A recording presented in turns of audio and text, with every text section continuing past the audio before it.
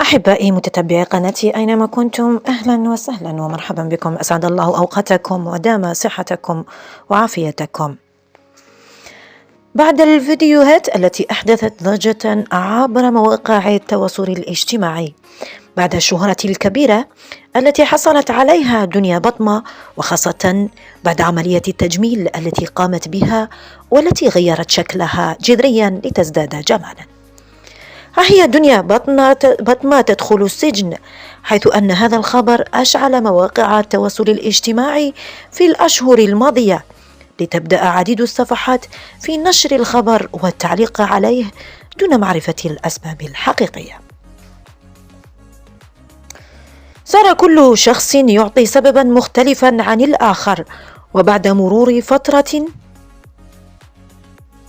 من سجن دنيا صار هذا الأسبوع عديد الصفحات تنشر خبر خروج دنيا بطمة من السجن، فهل هذا صحيح؟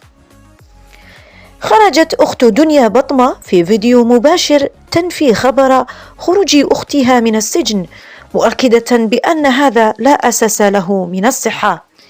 ودعت أخت دنيا بطمة كل الصفحات للتوقف عن إحداث البلبلة دون التأكد من المعلومات الحقيقية، حيث قالت أن أختي دنيا ما زالت في السجن، وطلبت من متابعيها الدعاء لها بالخروج. وأكدت أخت دنيا أنها اتخذت دور الأم في غياب أختها بالنسبة لأولاد أختها، وقالت: هم مثل أولادي ولن أتركهم ليوم واحد، سأظل معهم وأعوضهم حنان الأم إلى أن تأتي ساعة الفرج وتخرج أختي من السجن.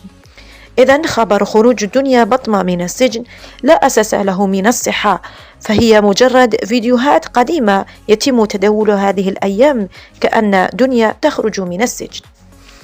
أعزائي المشاهدين، في آخر الفيديو لا تنسوا الاشتراك في القناة والإعجاب بالفيديو وتفعيل جرس المشاهدة ليصلكم جديد أخبارنا كل يوم.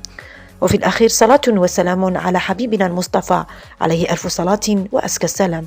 أخبار متنوعة، أحبكم في الله، إلى اللقاء.